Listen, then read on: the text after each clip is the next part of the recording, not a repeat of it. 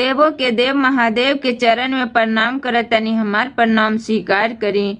मैया पार्वती जगत जननी भवानी के चरण में प्रणाम करतनी, हमार प्रणाम स्वीकार करी। सभी गुरु भाई बहन जहाँ तक हमारा आवाज जाता सभी के चरण में प्रणाम करतनी, हमार प्रणाम स्वीकार करी। तय एगो लड़की रहली, अब उनका बचपने में माई बाबू गुजर गल रहली, तो भाई या भौजाई पोसले रहली।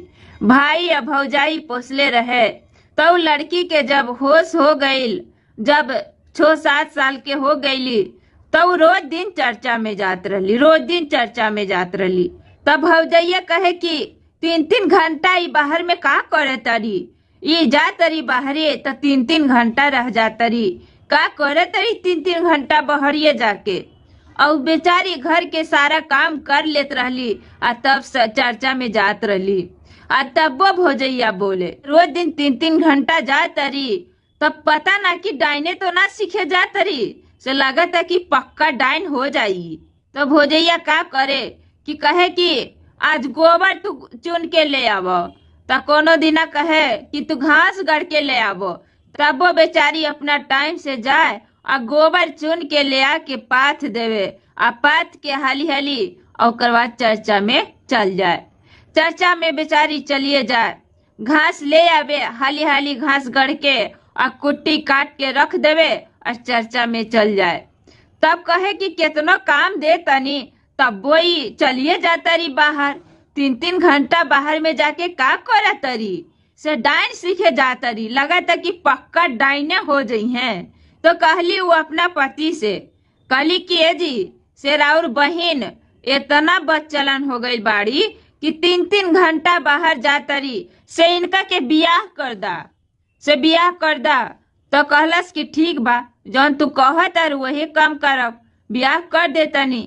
तो कहलस कि ऐसा लड़का से एकरा बियाह करी हा कि सास ससुर अंधा रहे और लड़का कोढ़िया रहे, ओकरा से एकर बियाह कर दा। कहलस ठीक बा, जौन कहबू तौने करे के ना हमरा पड़ी। तो भाई लड़का खोजे गए, लड़का खोजे गए तो जाते जाते एगो पीपर के गाछ रहे, पीपर के गाछ रहे, वही गाछा तर महादेव पहले ही से बैठल रहलन कि यह रास्ता तब वही है, तो जरूरे कुछ बोली हैं। तो महादेव ओजा पहले ही से बैठल रहलन। तो गैल भाई गैल तो कहलस कि ए बाबा एगो बात पूछी। तो शिव गुरु कहलन पूछा, जो पूछे के बा से पूछा। से एगो लड़का हमरा खोजे के बा, से जेकर माई बाप आंधा रहिए ना आ लड़का कोढ़ी रहिए, ओकरे से हम बहन के बियाह करब, ओइसने लड़का हमरा खोजे के बा, से ही गांव इलाका में कन्हू बा। तो महादेव कहलन कि हाँ बा ना बा, से पुनिया के दिन तू अपन घर में सब कुछ सारे जाम जोगरिया लिहा आ तहार घरे बराती चल जाई, हम तहार घरे बराती कोढ़िया के भेज देहब, ओकर माइयो बाप आंधा आंधी बाड़ी और लड़का भी कोढ़िया बा, से कोढ़िया के बराती तहरा घरे भेज देहब। तो चल आइल भाई, चल आइल, अजे दिन पुनिया रहल वहे दिन सब कुछ सरिया के ब्याह के तैयारी करे लगल। तो कहलस कि भाई तो ब्याह में 5 दिन गीत होकेला, ओकर बाद उपटन लगेला, तब ब्याह होकेला। तो बेचारी के भौजैया उपटन के तैयारी कैली, उपटन के तैयारी कैली। तो कहली कि ऐसे एकरा उपटन ना लगाए। तो का कैली कि बाजार से ललका मिर्चाई ले अली और ओकरा पीस के आ उपटन लगावे लगली। तो लड़की कहली कि ए भौजी से तू अकेले उपटनवा लगेबू, से टोला मोहल्ला से चाची दीदी के सब जे बाड़ी सबके बोला लबा तब ना उपटनवा लगेबू। तब भौजैया कहल ठीक बा, बोला ले तनी, अकेले ना लगाए, सबके साथ लगाए कि अकेले काहे लगाब। तो उ गईली बोलावे सबके टोला मोहल्ला से। तई लड़की कह तरी कि माई हारी लेला शिव गुरु, बाबू हारी लेला न हो, से भौजैया लगाबैना, शिव गुरु मोरची के उबटनवा न हो, भौजैया लगाबैना। शिव गुरु मरची के बटनवन हो से दाया करना। तो टोला मोहल्ला से दाई माई के बोला के भौजाई ले अली और उपटन लगावे लगली। उपटन लगावे लगली तो सारा देह में लगेली, रगड़ रगड़ के सारा देह में लगेली। तो कैसू ना कैली, वो तो शिव गुरु दया कर देलन तो ओकरा लहरिये दूर हो गई। तो कैसू ना कैली तो भौजैया कहतरी कि इतना मिर्चाई एकरा देह में रगड़ ली बाकी कैसू ना कैलस। तो मन में सोचतरी कि मिर्चिया शायद तीते ना होई, यही से ना लगल। तो कहली कि ई मिर्चिया ना तीता ना लगल तो जा तनी बाजारे से हरिहरका मिर्चाई ले आवतनी, वही मिर्चाई एकरा देह में लगाए। तो बाजारे चल गईली, बाजार जाके आधा किलो हरियर मिर्चाई ले अली आ ले के पीस दली तो लगावे बैठली। तो फिर नंदी कहतरी कि भौजी अकेले हरदिया लगेबू कि टोला मोहल्ला से दाई में बोलेबू तब ना हरदी लगेबू। तो कहलस कि हाँ से बोलाए से अकेले ना लगाए, बोला के लगाए कि अकेले काहे लगाए, से जा तनी बोलावे। टोला मोहल्ला से दाई माई के गईली बोलावे। तो शिव गुरु से कहतरी कि माई हरी लेला शिव गुरु बाबू हरी लेला न हो, बाबू हरी लेला न हो से भौजैया लगावे ना। शिव गुरु मिर्ची के बटनवन हो भौजैया लगावे ना। शिव गुरु मिर्ची के बटनवन हो से दाया करना। तो भौजैया लगावे लगली, उपटन लगावे लगली, सारा देह में रगड़ रगड़ के लगेली। बाकी वो बेचारी के कौनो असर ना पड़ल। तो अब कहतरी कि कैसन बाड़ी से इतना रगड़ के देह में मिर्चाई लगेले बानी, से कैसन बाड़ी, लगता कि एकदम खाटी डाइन हो गई बाड़ी, से अपना देहिया के बांध उन लेले बाड़ी, यही से ना एकरा लहरिया लागल। तो बेचारी के वैसे ही दांत मिस के बियाह कर देलस। अब आइल विदाई के घड़ी अयलस। तब कहलस कि एकरा ऐसे ना विदा करब, से एकरा फाटले पहना के विदा करब। तो का कैलस कि दाई माई के दूसरे खातिर ले नौका साड़ी पहनौले रहे बियाहे के घड़ी। आ जब दाई माई चल गइल तो जब विदाई के घड़ी अयलस तो केकरो के ना बोलेलस, अकेले चुपे विदाई कर देलस। अब बेचारी के फाटल गुदरी हुरवा पर से उठा के ओकरा बेचारी के पहना देलस। कहलक कि ऐसा ही एकरा विदा करब। तो बेचारी मन में सोचे लगली कि नहरा में और दुख देत रहे, परेशान करत रहे, तो नैहर के लोग जानत रहे, सुनत रहे। अब फाटल गुदरी पहन के जाए तो ससुरा के लोग हमरा का कहिए कि कैसन भाई भौजाई एकर बाड़ी, से फाटल गुदरी पहना के विदा कैले बाड़ी। तो बेचारी रोवे लगली। तो वैसे ही रोते बेचारी अपना डोली में बैठ गेली। तो कहार अपना डोली उठैलस आ चले लगल। तो कुछ दूर गइल तो अपना ओहार उठा के देखतड़ी शिव गुरु के मंदिर यहाँ पर बा। तो कहतरी कि गोड़ा परी पैया परी अगिला कहरवन हो से तिलाए काना हो भैया डोलिया बिलमा हो न हो से तिलाए काना हो भैया डोलिया बिलमा हो न हो से हमें जइबै ना। भैया शिवा गुरु दर्शनवन हो से हमें जइबै ना।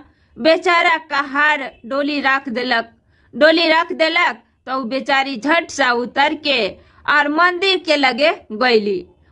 के लगे झट सा उतर के चल गईली। तो वहां पर ही भारी चर्चा होत रहे। तो सब गुरु बहना देखलस। तो कहलस कि पागल बा, पागल से फाटल गुदड़ी पहन के आयल बाड़ी से पागल बा।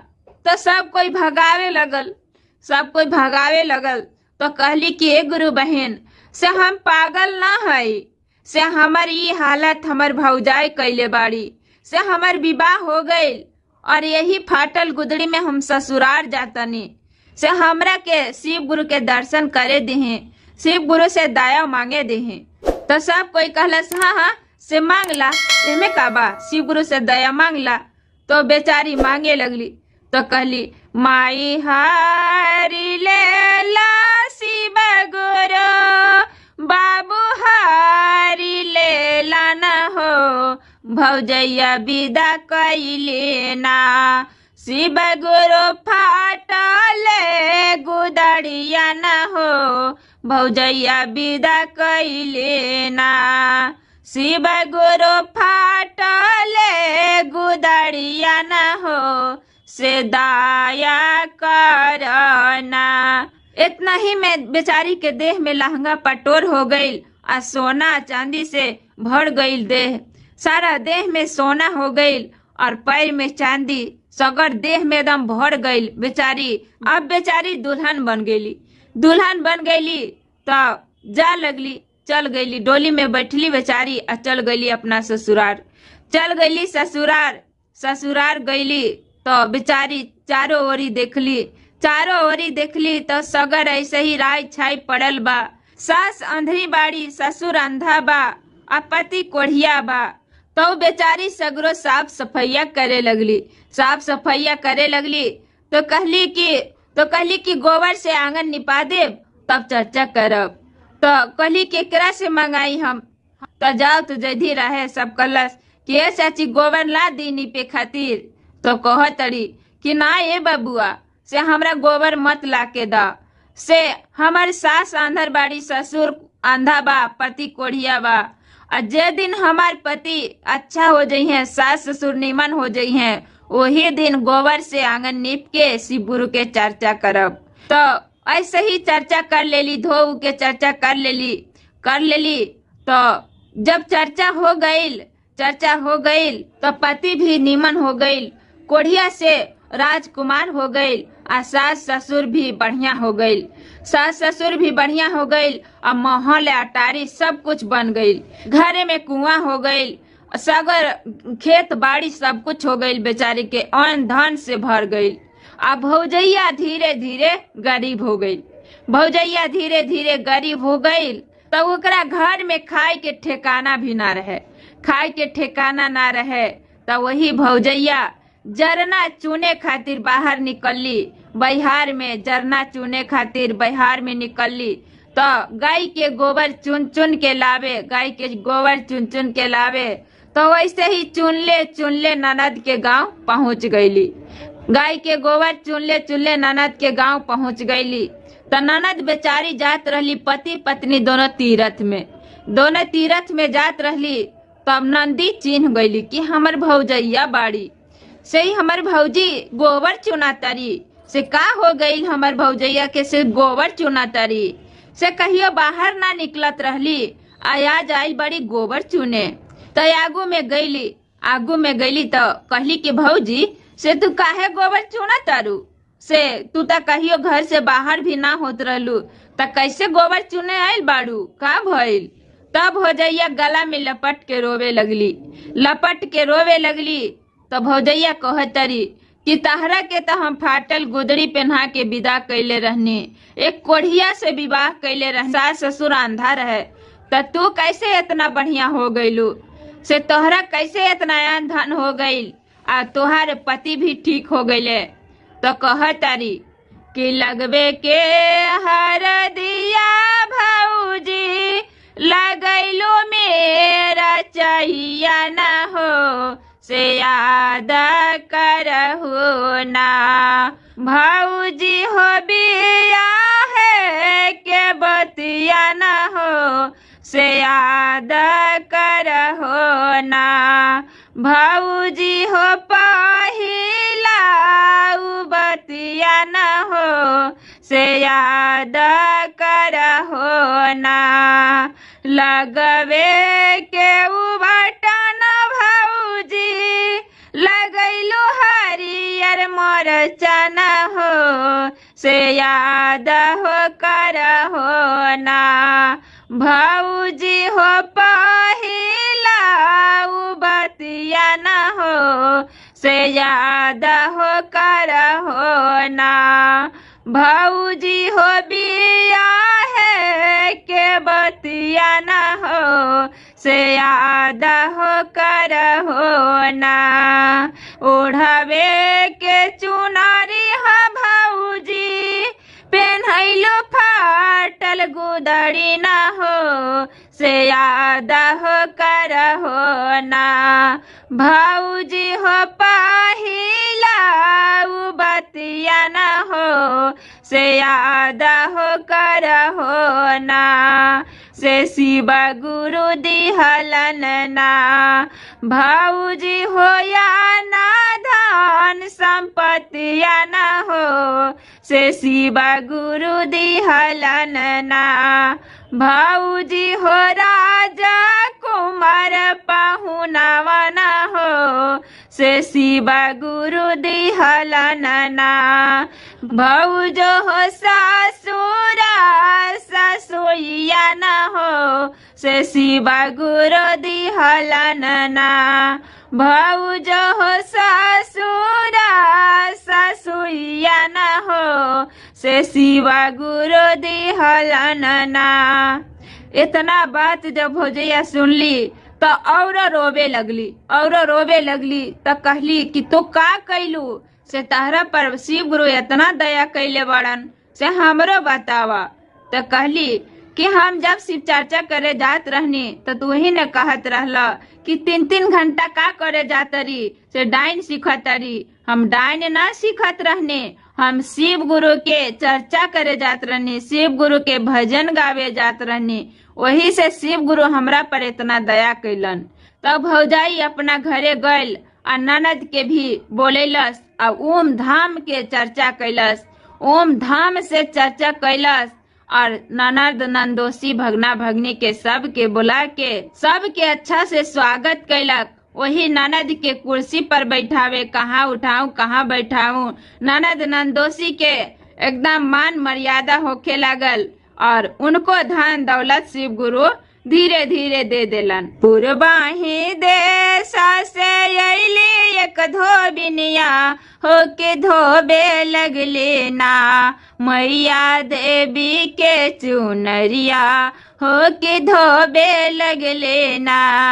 पूर्वाही देशा से अइली एक धोबिनिया होके धोबे लगले ना मैया देवी के चुनरिया होके धोबे लगले ना।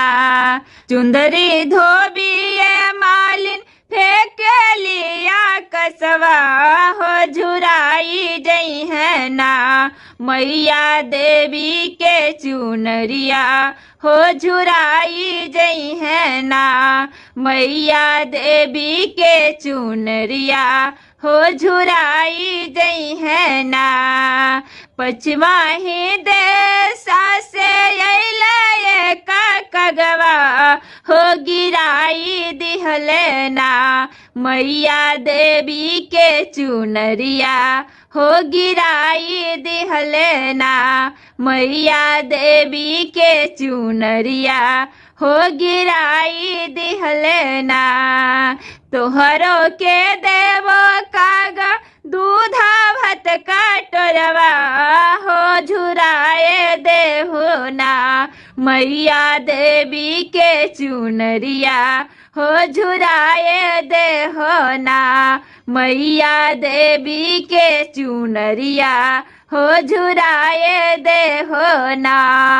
तोहरियो चचवा कागा सोनवा से मड़बैबो हो झुराए देहो ना मैया रानी के चुनरिया हो झुराए देहो ना मैया रानी के चुनरिया हो झुराए देहो ना।